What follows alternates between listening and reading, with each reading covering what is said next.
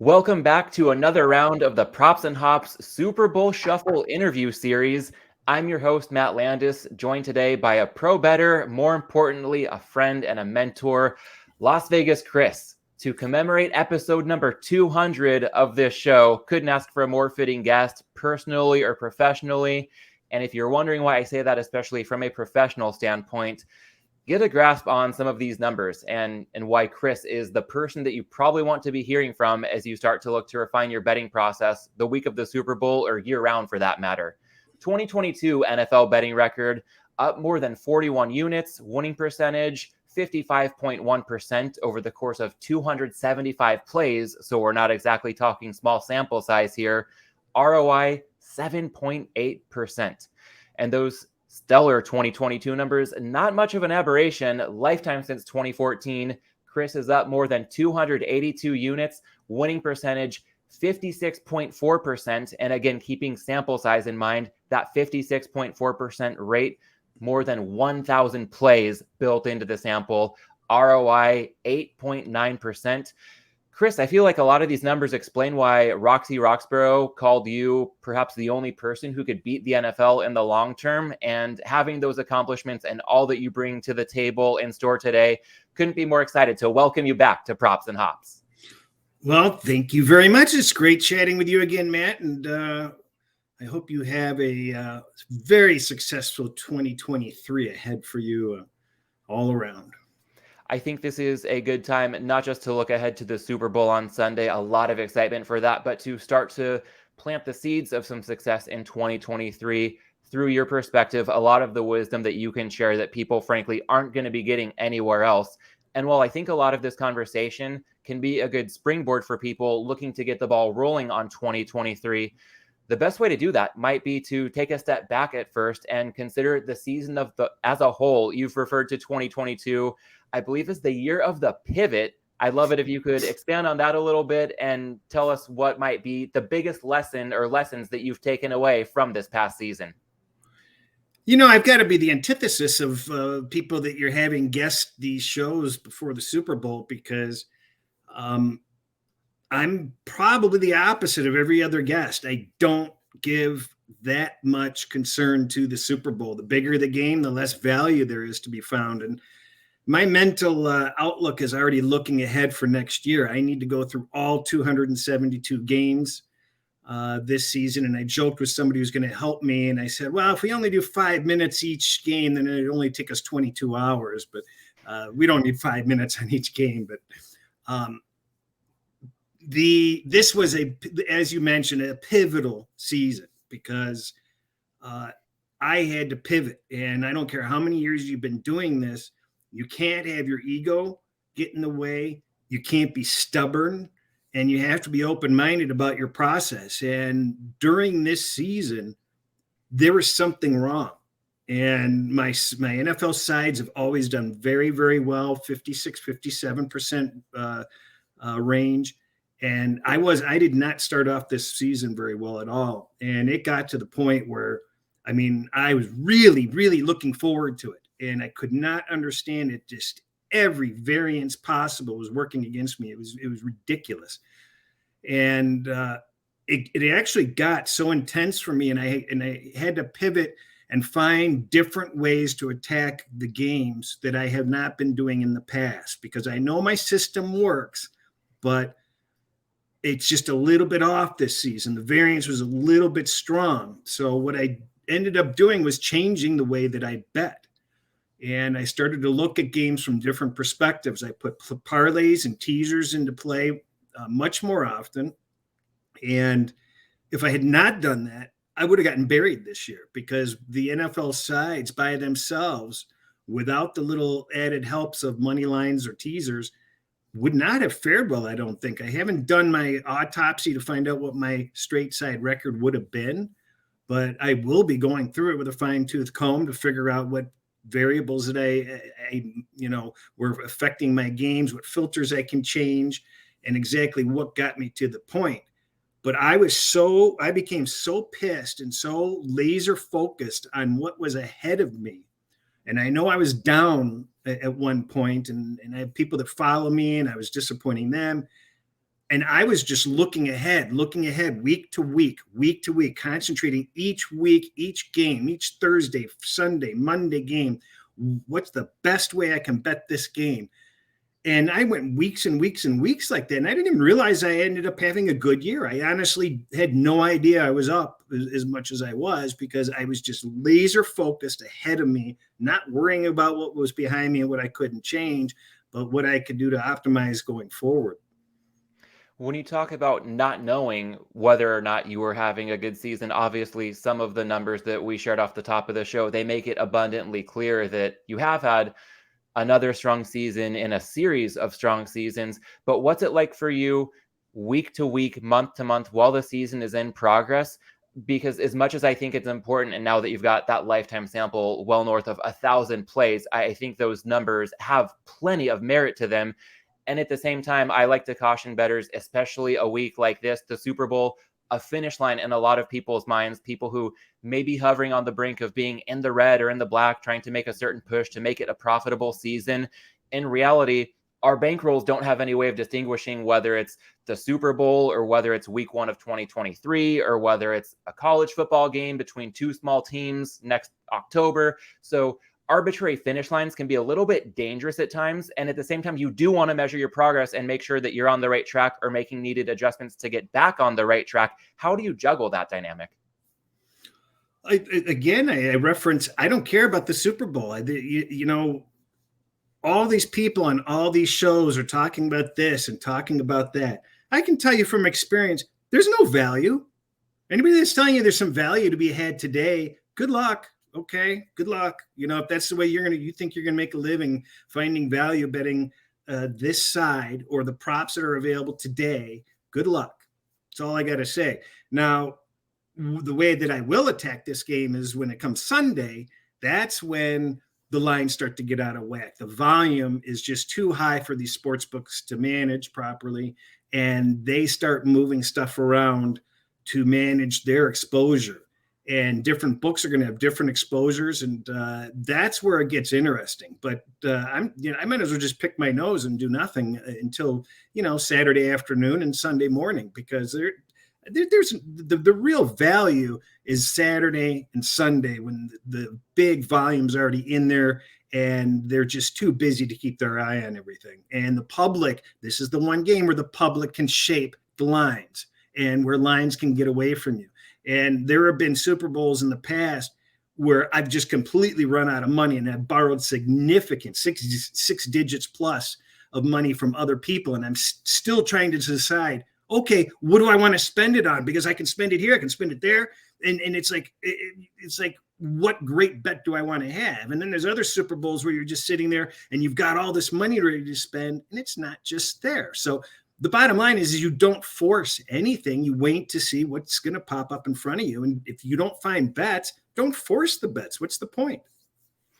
One of the final questions I've been asking people throughout this interview series has been related to the Super Bowl specifically. And I know that we don't need to drill in on the X's and O's there, but I do want to bring something up to this earlier part of the conversation when you talk about probably just sitting on the sidelines until Saturday evening or mainly on Sunday, getting down probably most of your action. So while you don't know yet where the numbers are going to be, what types of props or angles you might take to attack Super Bowl 57, what can you say at this stage about your plan of attack being pretty quiet most of the week? And then come Saturday evening, Sunday or morning, Sunday afternoon, what do things look like for you? I'd imagine it might be a pretty frantic final few hours leading up to kickoff. I've learned from experience not to get too excited about it, because if you get this, it's Christmas kind of vibe going in your head, then you're going to make some mistakes, and you don't want to be in that situation. You really want to just treat it as another day and just go about your business and just make sure that whatever you're doing properly, and you're not trying to do too many things at once. Whatever you do, make sure you do it right and you do it well. For me, I'm going to be focusing on generally things that are going to cost a lot of money, because the public likes to, take the underdog type prices. And in my position, if you have the money and you have the experience and you know what to do with things such as alternate lines and props that, you're laying a big price, there's where you're going to find some real value as far as I'm concerned, because nobody wants to be laying minus 400s, minus 500s on certain propositions. But I'm more than happy to if there's a lot of value there. So that's what I'm looking for. I'm looking for, the value in what any propositions that involve laying a price. And a lot of that is intertwining alternate lines into certain props or scoring margin type things. And I'm trying for oddball middles and stuff like that off of that type of stuff. I think that when you mention looking to perhaps lay some heavy vig in cases where it could present a lot of value, for a lot of bettors, value is synonymous with a big plus number attached to a bet. Not necessarily the case. If something is going to pay 40-1, say a defensive player to win MVP, but the true probability is closer to 80-1, that 40-1 payout, not necessarily value from a mathematical standpoint. Whereas things year after year, I'm curious to see if you look out for, no safety, sometimes, minus 800, minus 900, no overtime in a similar price range, things that aren't quite as deep, but no defensive or special teams touchdown. Usually, I don't know what, Chris, in the range of like minus 275, minus 300 after the public money has had its impact. Are these the types of things that you tend to look for? Are there any other props where right now there's nothing to do, but there might be some that could be at least worth monitoring for people tuning into this conversation and willing to also put in the time and shop around come game day? For me, it's primarily the alternate lines. There's a lot of randomness to the safeties thing. I mean, we know that the safeties hit 3 years in a row, and now they haven't hit for how many years in a row. And there's a couple of other similar stats like that with, the team scoring 3 times in a row. It just seems like a lot of that type of stuff just comes in bunches or doesn't come at all for long periods of time. And, but what I like to do with the alternate lines is try to get stuff for free, get free numbers. If I can get a plus 10.5 at one book at one price, I might be able to find a minus 10 or a minus 9.5 for plus money or cheap, where I'm getting a free 10. I mean, those are the types of things that I'm looking at. I'm looking for free 17s. I'm looking to get paid for a 14. I'm looking to get paid to have an 11. That type of stuff. And but as far as the regular props and that type of stuff, it's just not my cup of tea. And I don't try to spread myself out too thin on it. I mean, if something pops out at me, then that's one thing. But there are so many people combing the dumpsters for that type of stuff. I'd rather do stuff that's a little bit harder to do, takes a little bit more thought, takes a little bit more experience than just, safety. Yes, no. Everybody can do that. When you talk about putting your experience into play, I think there's a connection to be made from something you mentioned earlier on of getting off to a pretty tough start this season and shifting your focus and pivoting. And to that end, I'm wondering if there's anything from your experience looking at this season as a whole that stands out as perhaps a most tilting loss that really nudged you to make a pivot that you weren't previously considering making. I would say it was the realization that I was getting really sick and tired of losing plus 2.5s and small favorites. So minus 2.5 kind of coins? Well, I lost a series of plus 2.5 or plus 3 games. And I said, I've had it. I've absolutely had it with this. There's got to be a way out of this. And so I started looking at the teaser end of that. Now, 99% of the time, you really shouldn't be doing parlays. And, teasers are a whole different animal where there's a lot of misinformation on teaser data, where we've been programmed that you can only Wong teaser. And the whole dynamics of teasers are changing because different places are now charging different prices. So you can find cheaper teasers if they are not Wong teasers. So if you're able to lay even money or minus 110 on non-Wong teasers, well, that changes the whole dynamic of value. And you're finding places that you can now do 7, 7.5, 8, 8.5 point teasers. The 10-point teasers are worth the look. The 13-point teasers are worth the look. And depending on how these books are shading these lines, the juice, and what they're willing to give you, because sometimes it's not a standard 7 points like a Pinnacle. They may give you 9 points on something that you could really use. But what's really important is layering and not marrying your plays. For example, you're looking at a Thursday game and it's a plus 2.5 point underdog, or it's a 6 point favorite. I sit there and I look at that game and I don't know how I'm ever going to be able to bet those games straight again, because I look at those games as standalone games. And why in the world am I not taking either a 6 point teaser up to 8.5 and a 2.5 point dog, or if it's 3, turn it into a 7 point teaser and get it up to 10, and using it into plays I am going to place anyway later on in the week? So why am I going to sit there and lay plus, or take plus 3 or plus 2.5 on a game that I can get plus 8.5 or plus 10, and then add the equity and throw that added equity into a game later on? And it's the same way with parlays. Why am I going to lay 6 points when I can just lay minus 240 on the money line or something and use that into another 3.5 point favorite that I don't want to lay 3.5 points on Sunday? And find a way to layer them together. They all act independently.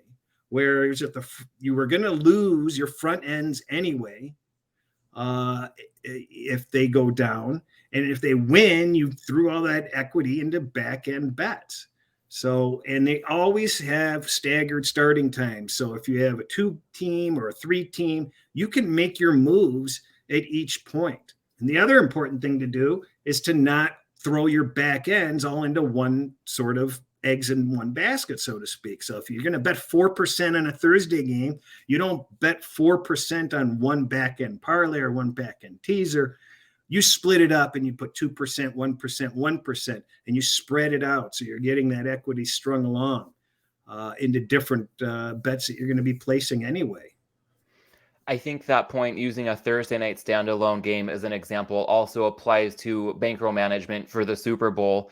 A lot of people talk about imagining how the game's going to play out. And if you like the Eagles, then you're betting Jalen Hurts overs and Miles Sanders overs and AJ Brown overs and Kansas City unders. Those are all highly correlated outcomes. So to your point, if you have a certain bankroll set aside for a typical game, just because it's the Super Bowl, you don't need to make your biggest bets of the year because it's the biggest game of the year. And also being mindful of correlation so that, yeah, you don't need to limit yourself to just like one standard unit split up 100 different ways if you're getting involved in a lot of props. But where there is that correlation, making sure that one bad outcome on one Sunday isn't going to possibly magnify the risk of ruin. So I really appreciate what you shared there. I can speak from firsthand experience. I listen to a lot of podcasts greater than 1x speed, just trying to get through as much good info as I can. Chris, I'm not sure if you do the same. Somehow it seems like you listen to everything. But even if somebody usually listens to 2x, if you're doing this right now, strong consideration should be given to going back to these last, 5 minutes or so, everything you just shared, for somebody who can really slow down, absorb that information, think about it, and remember it as we get closer to the 2023 season.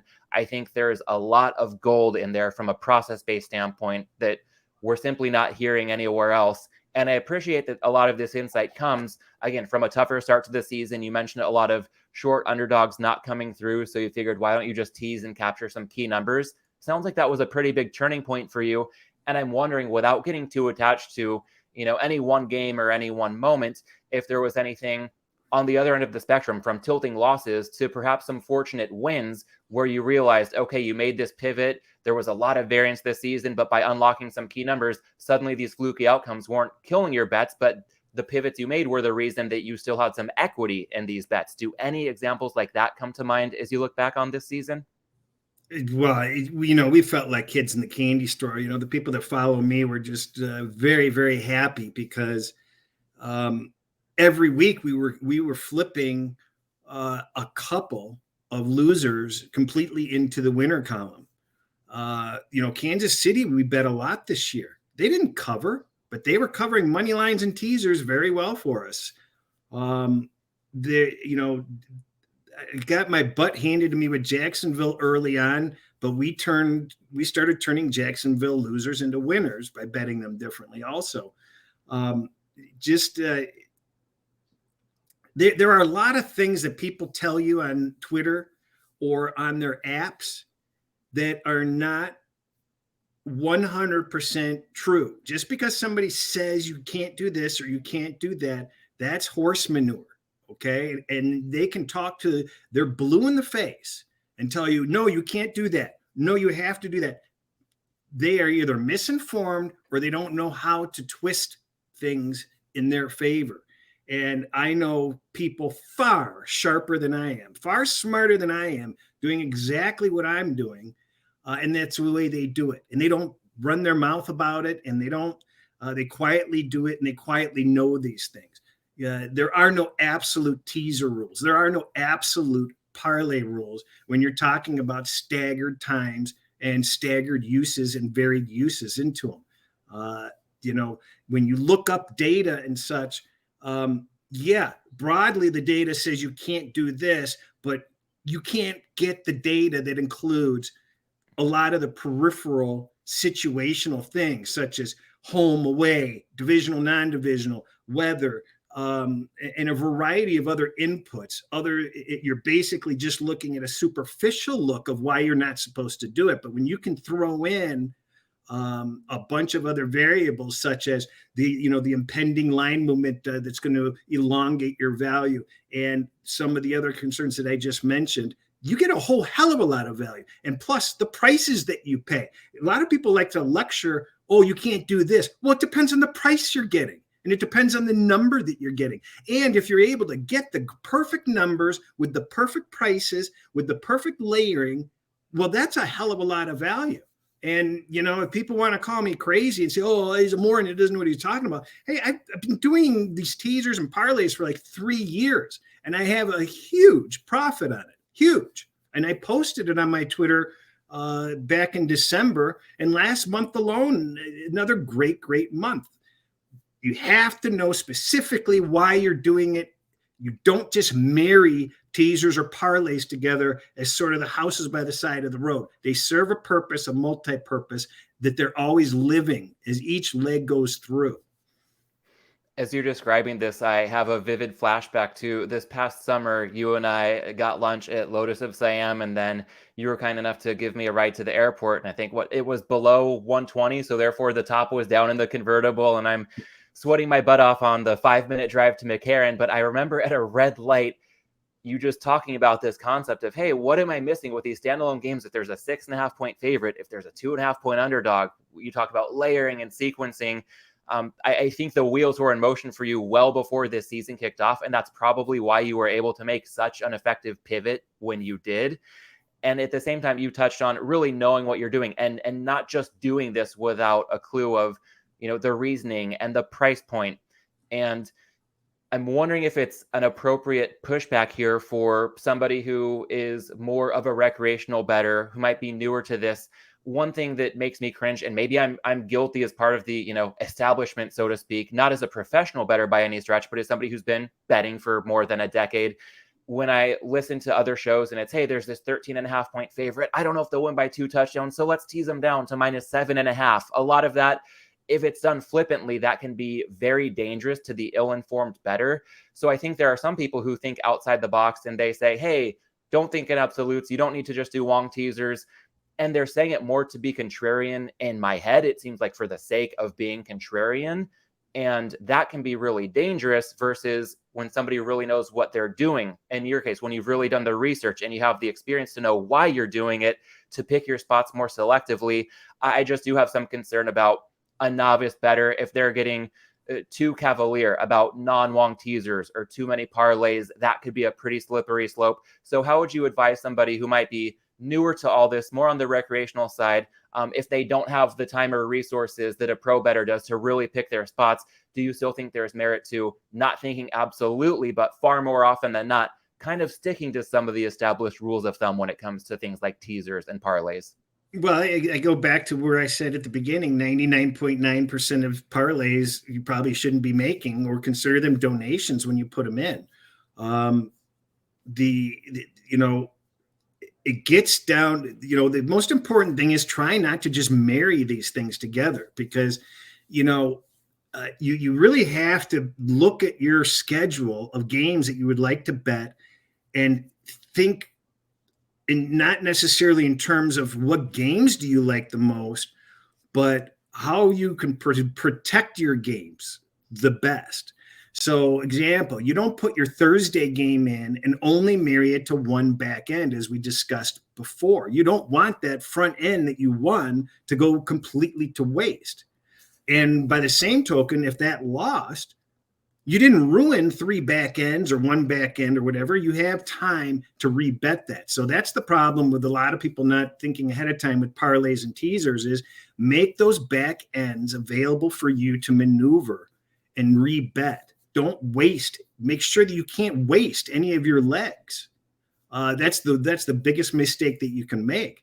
If you don't know specifically why and how to layer and why you're doing it, then you should probably just stick to the Wong teasers, going through the 3, 6, 7, making sure, and don't do any other teasers, because most of the other ones are not good, but they can be in certain situations. So, but rule of thumb, stick to the Wongs. And shop those teasers, because you can get even money teasers if they're not longs, and then that kind of changes the things a little bit. The parlay is the same way. Make them work for you. Don't waste your legs. Always make sure that whatever you're doing when you're marrying bets, that they can be standalone if the front ends lose, and you can reset them. Don't waste your games. I appreciate the nuance that you're bringing to the table here. And one thing you touched on was that flexibility, the notion of maneuverability. And while there's just one game on the slate, obviously, when we're looking at the Super Bowl, there are a lot of bettors this week that might see a connection to flexibility in the way of what to do, if anything, with futures bets on the Chiefs or the Eagles. And I'm one who's fortunate. I had Sharp Clark on the show last Friday before the season. He had a good write-up making the case to at least consider a futures ticket on the Chiefs. I shopped around, got Kansas City 14-1 to win the Super Bowl. So that has me with a lot more exposure on the Chiefs in this one game than I would typically have on a regular NFL Sunday. Plenty of other Chiefs futures bettors, Eagles futures bettors in a similar spot. And my initial reaction goes back to getting to know David Malinsky over the years. There's the opportunity to lock in a profit, absolutely, with that kind of equity on a futures ticket. And at the same time, if it's not life-changing money or a hedge doesn't have standalone value, then just let it ride. And that's the boat that I'm in right now, is letting my 14-1 ride, knowing full well that, as we record this, the Eagles are -1, -1.5 across the board. It's telling me there's a greater than 50-50 shot. I wake up on Monday morning and my 14-1 Chiefs ticket is a 0 in the bank account. So it depends on how you can process things as a bettor. But as you touch on flexibility with things like teasers and parlays, what would you say might apply to a lot of bettors who are considering what to do, again, if they should even do anything, if they're holding Eagles and Chiefs futures bets from before the season?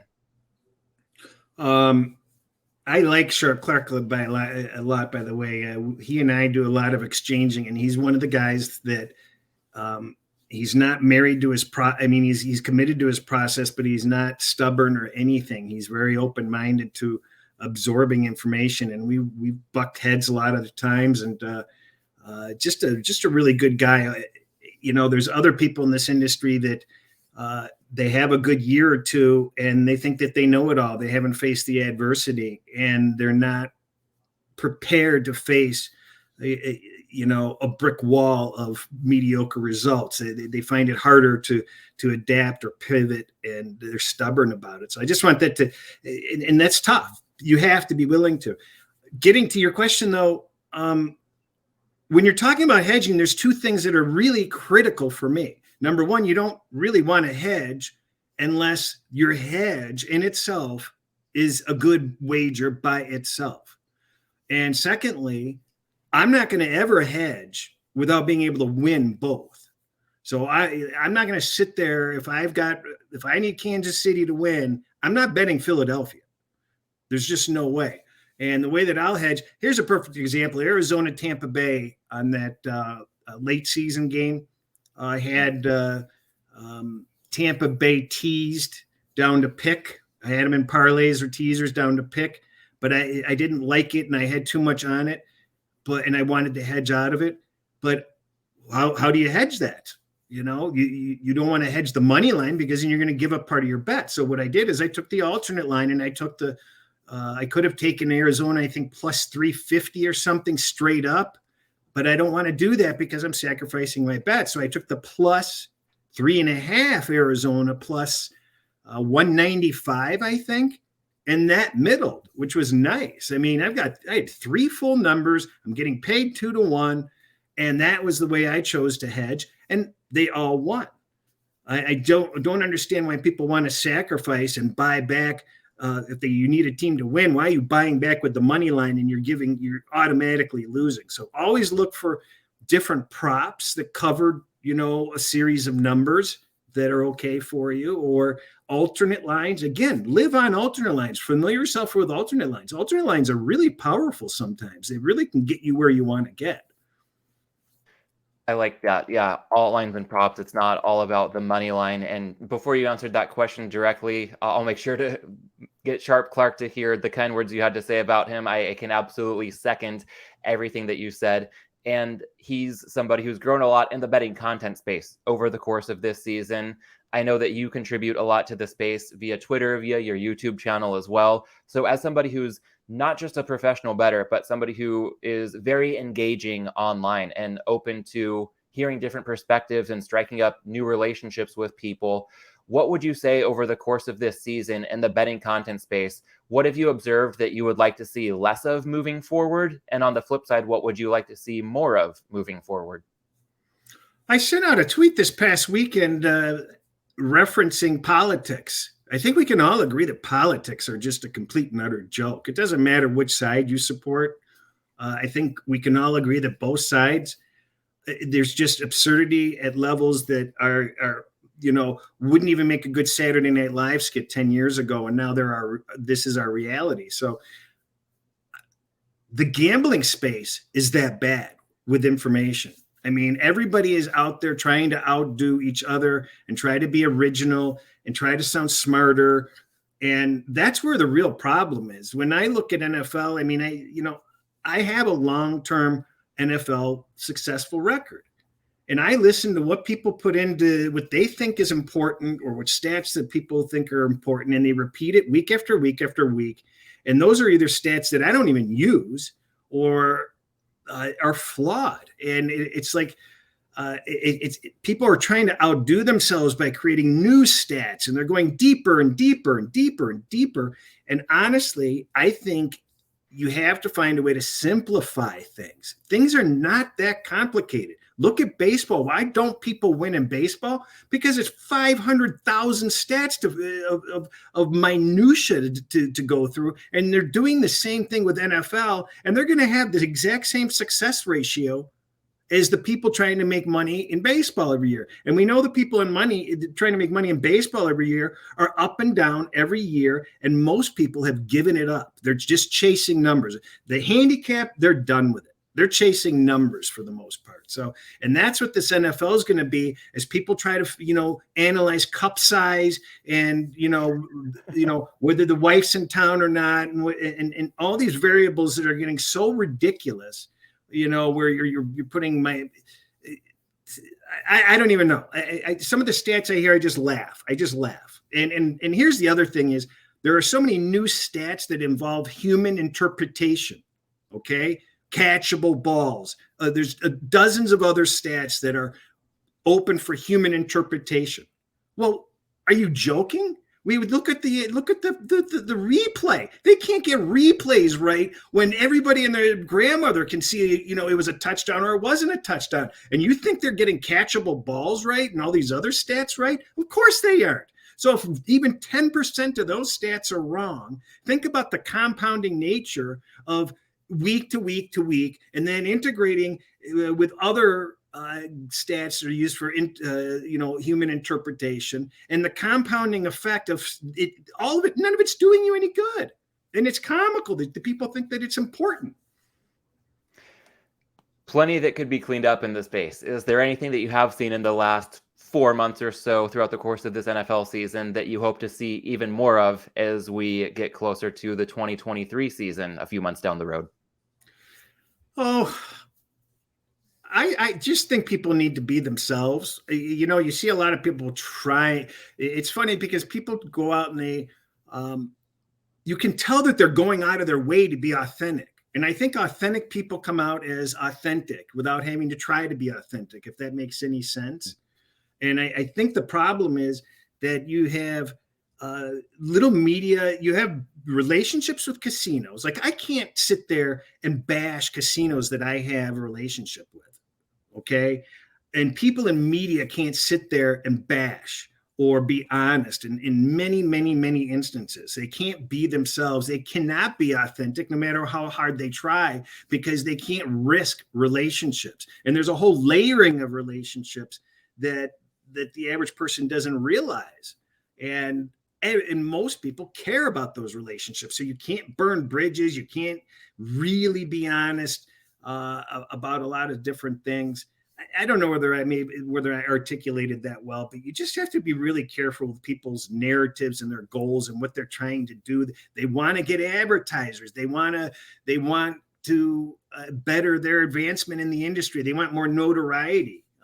That's the number one thing that I think is wrong, are younger guys that have had a year or two of success that think that they know it all, and they're so impatient with growing their brand and having people recognize their success. And this is hard stuff. Everybody wins, everybody loses. It takes time and experience over time. You're not going to get it overnight, and you don't deserve any recognition until you've been in the industry for a while and you've gone to the school of hard knocks and you've met with a lot of difficulty and success.